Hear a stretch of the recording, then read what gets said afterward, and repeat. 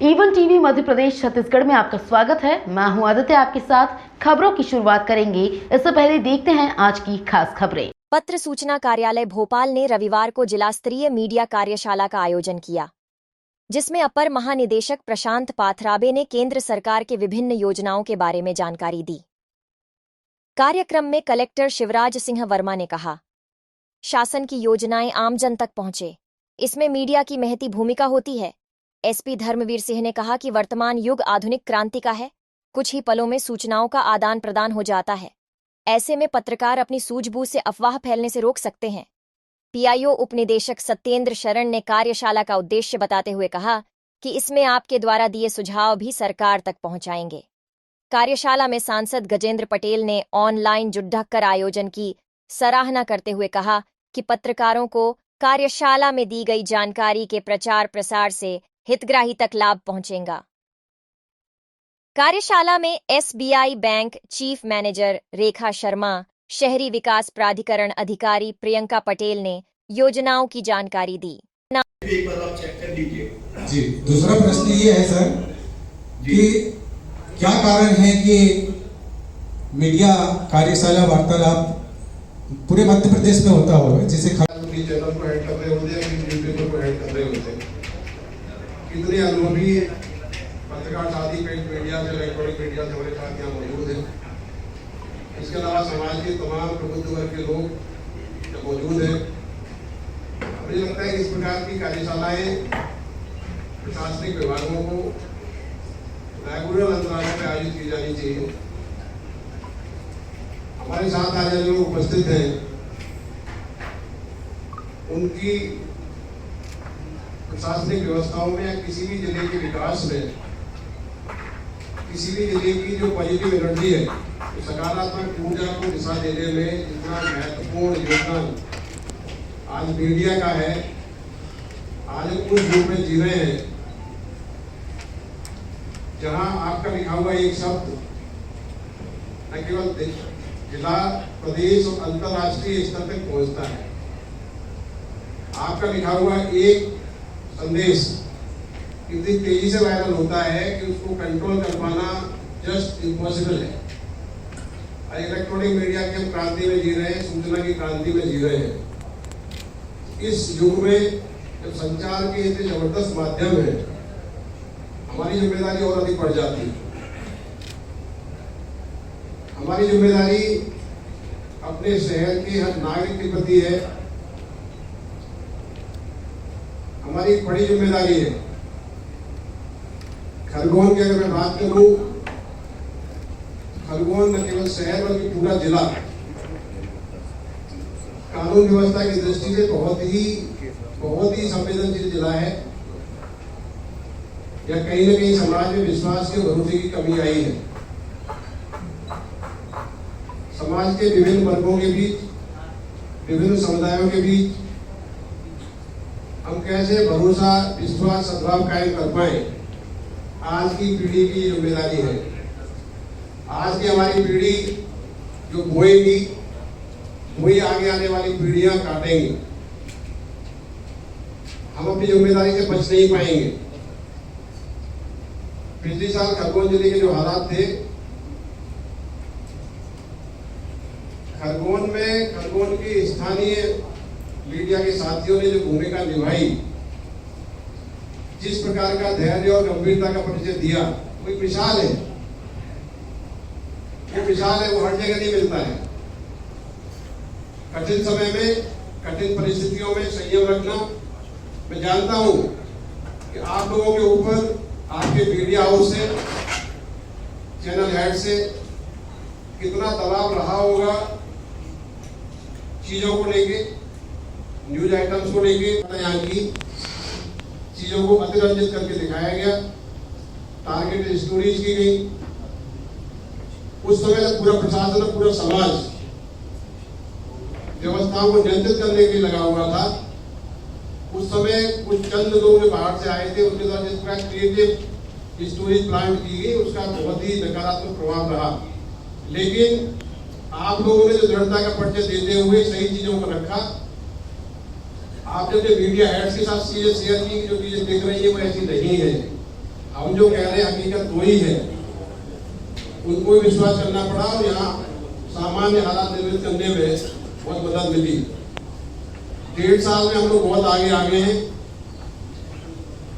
आप लोगों ने बहुत ही जिम्मेदारी के साथ कई प्रकार की छोटी मोटी घटनाएं लगातार समाज में होती है, उन घटनाओं को निकटता फट करना चाहिए, उन घटनाओं को उसी लेवल पे खत्म करना चाहिए। कई चीजों में मैं देखता हूँ, सब चीजों में समझता हूँ कि मीडिया चीजों को एक तो शासन प्रशासन और आमजन में सेतु वाला काम करता है। जन कल्याणकारी योजनाएं जो शासन की बनती हैं, चाहे केंद्र शासन हो चाहे मध्य प्रदेश शासन हो, कोई सा भी, उसका रास्ता कलेक्टर के माध्यम से ही जाता है। तो उधर हमारे पास तो भार पड़ता ही है, परंतु उसका फीडबैक वाला जो सिस्टम है, ये तो शासन की सभी योजनाएं आम जन तक पहुंचे और उनका क्रियान्वयन ठीक से हो रहा है या नहीं हो रहा है, इसका इंडिपेंडेंट आकलन वो मीडिया के माध्यम से ही हो सकता है और हो रहा है। मीडिया के साथ ही कई लोग जब फील्ड में जाते हैं तो बहुत सी ऐसी जानकारी हमको मिलती है कि इम्प्लीमेंटेशन में कहाँ सुधार की आवश्यकता है। हालांकि जैसा कि एसपी साहब बोले थे, आजकल जो सूचना क्रांति का जमाना है, मीडिया थोड़ा सा हमारे लगता आलसी हो गए हैं, क्योंकि सब चीज जो है ना व्हाट्सएप पर मिलने लगी है, थोड़ा सा फिजिकल एक्सरसाइज नहीं हो रही है कि जिलों में जो मीडिया के क्षेत्र में लोग काम कर रहे हैं, उनसे एक रूबरू संवाद करना, एक उनसे एक मेल जोल होना, भारत सरकार के पत्र सूचना कार्यालय की ओर से एक संवाद हो सके।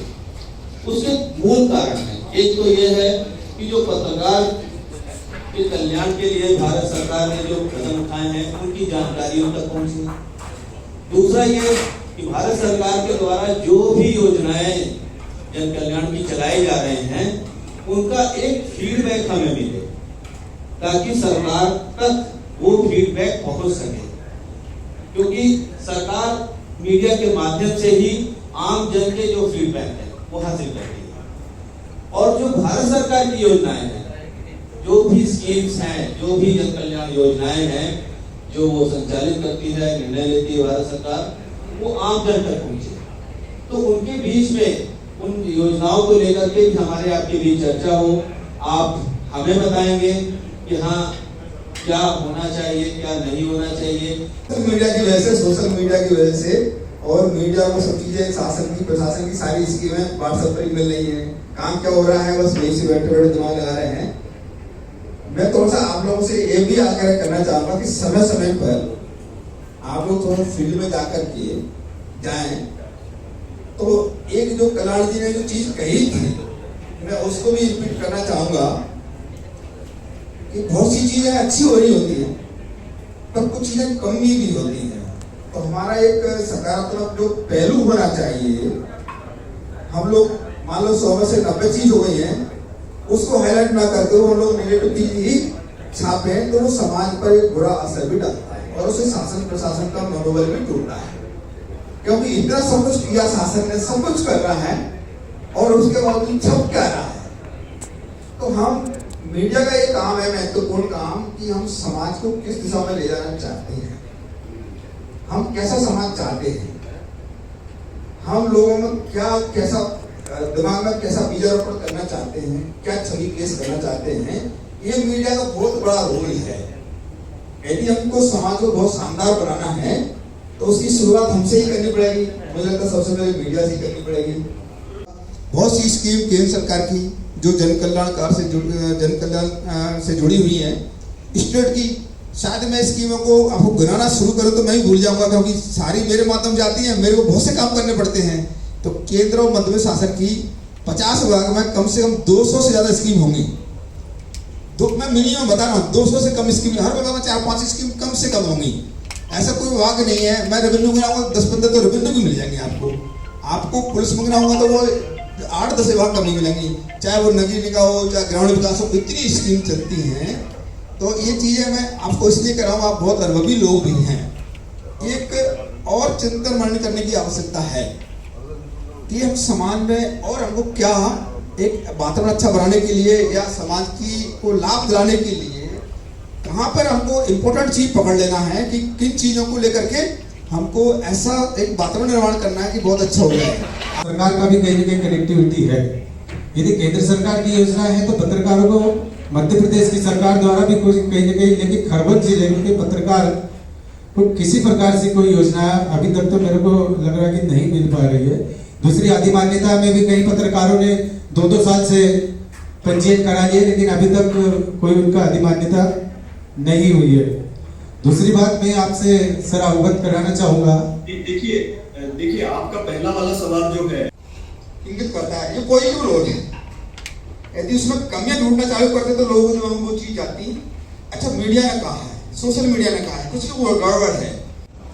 पत्र सूचना कार्यालय एक संवाद जो है रूबरू कर सके, आपस में एक दूसरे से मिल सके, समझ सके, क्योंकि अभी क्या है समय समय पर ये पूरा राज्य है, एक बार अगर पत्र सूचना कार्यालय जाता है तो उसके बाद फिर लगता है कि 4 साल 5 साल 6 साल बाद क्रम आता है, फिर पहुंच पाते हैं।